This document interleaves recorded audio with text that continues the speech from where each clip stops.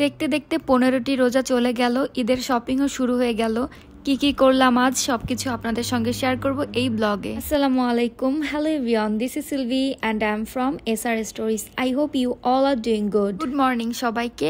আজ হঠাৎ করে বুকসেলফ থেকে বইগুলা ঘাটতে ঘাটতে আমি এই রান্নার বইটি পেলাম। আম্মুর বেশ কয়েক বছর আগের রান্নার বই, তখন ঠিক মতো ইউটিউব, ফেসবুক এগুলি আমরা বুঝতামও না তখনকার। তো আজ দেখে খুবই পড়তে ইচ্ছা করলো। এক একটা পাতা উল্টাচ্ছিলাম আর সেই স্মৃতিগুলি মনে পড়ে যাচ্ছিল। তখন আম্মু এই বই দেখে দেখে রান্না বান্না করতো, বিভিন্ন রকমের আইটেম। আর এখন তো ইনস্ট্যান্ট সবকিছু ইউটিউব থেকে সার্চ দিলেই পাওয়া যায়। সত্যি কথা বলতে যখনকার এই বইটা তখনও পাওয়া যেত, কিন্তু আমরা বুঝতাম না। একটা মজার কথা আপনাদের সঙ্গে আজ শেয়ার করি। এদিন আমরা জানতে পারি ইউটিউব বা গুগলে মুখে ভয়েসে বললেই সবকিছু চলে আসে। ওই দিন এটা আমাদের কাছে অবিশ্বাস্য ছিল। হঠাৎ করে সেই পুরানো স্মৃতি মনে পড়ে গেল, তাই আপনাদের সঙ্গে শেয়ার করলাম। বাই দ্য ওয়ে, আজ হচ্ছে আমরা একটু মার্কেটে ঘোরাঘুরি করব, এই জন্য আমি আর রিফাত বের হয়ে গেলাম।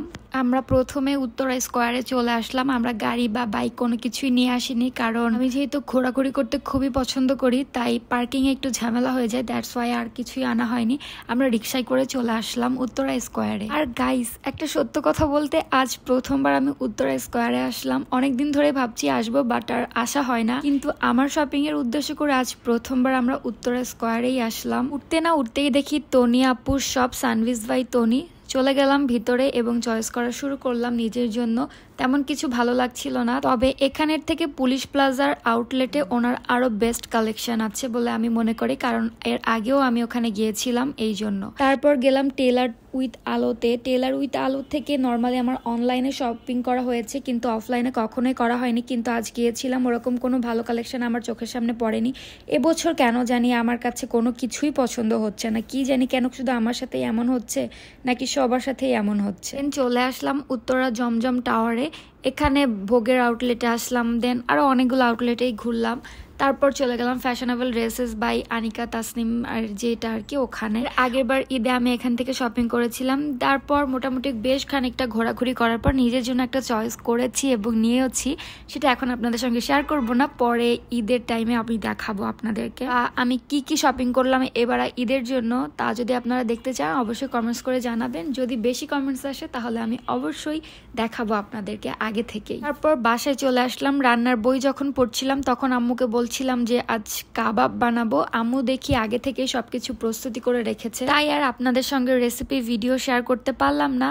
আমি তাও দু একটা ক্লিপ নিয়ে রেখেছি। আপনাদের কি ঈদের শপিং কমপ্লিট নাকি এখনো করছেন কমেন্টস করে জানাবেন, এবং আজকের ভিডিওটি কে কোথা থেকে দেখছেন তাও আমাকে জানাতে পারেন। এর আগের ভিডিওতে সুইটি ব্লগ কমেন্টস করেছে, খুব ভালো লাগলো ইফতার আইটেমগুলি। Thank you so much. আপনারা যেই টাইপের ভিডিও পছন্দ করেন অবশ্যই আমি ওই ভিডিওগুলাই মেক করার চেষ্টা করি। এবছর আজ প্রথম ইফতারে কাবাব বানানো হচ্ছে। এক এক করে সবগুলি কাবাব ভেজে নেওয়া হচ্ছে। কাবাবগুলি কিন্তু খুবই সুন্দর হয়েছে দেখতে এবং খেতেও খুবই মজা হয়েছিল। মাঝে মধ্যে ইফতারে একটু ইউনিক আইটেম রাখলে বেশ ভালোই লাগে। নর্মালি পেঁয়াজু, বেগুনি, আলুর চপ এগুলি তো থাকেই, কিন্তু আজ একটু ডিফারেন্ট। সাথে বানানো হচ্ছে নুডলস।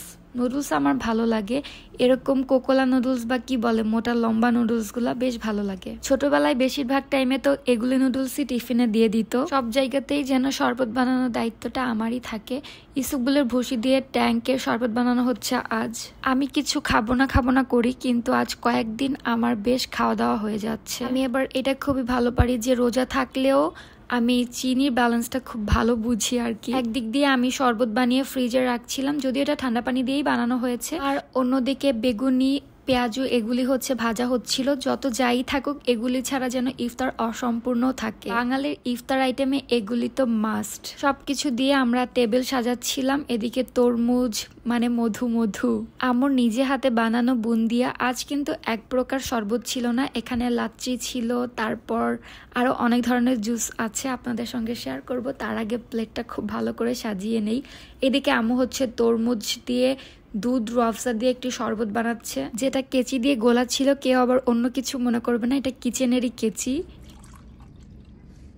সবগুলি শরবত ঢালার পর এর মধ্যে আবারও আইস দিচ্ছিল। ইফতারে যত শরবত যত যাই থাকুক না কেন, পানির উপরে অন্য কিছুই থাকে না, ক্লিয়ার বা সাদা পানি যেটা বলে আর কি। রোজা রেখে মনে হয় কত খাবো, কিন্তু ইফতারের টাইমে আর কিছুই খাওয়া যায় না, পানি খেলেই যেন পেটটা ভরে যায়। আজ আমি কোনো হেলদি ফুডই খাচ্ছি না, সবই অস্বাস্থ্যকর জিনিসগুলো খাচ্ছি। যাই হোক, তাও টিস্যু দিয়ে একটু তেলটাকে বের করে নিচ্ছিলাম। ইফতারের টাইমে সবাই মিলে মুড়ি মেখে খেতে বেশ ভালোই লাগে। বিয়ের পর থেকে আমি এটা বেশি খাই। রিফাত নিজে হাতে মুড়ি মাখায়, বেশ মজাই লাগে। আর মুড়ির সাথে বুন্দিয়া বা জিলাপি আমার অনেক পছন্দের, যে আমি মুড়ির সঙ্গে বুন্দিয়া খেলাম।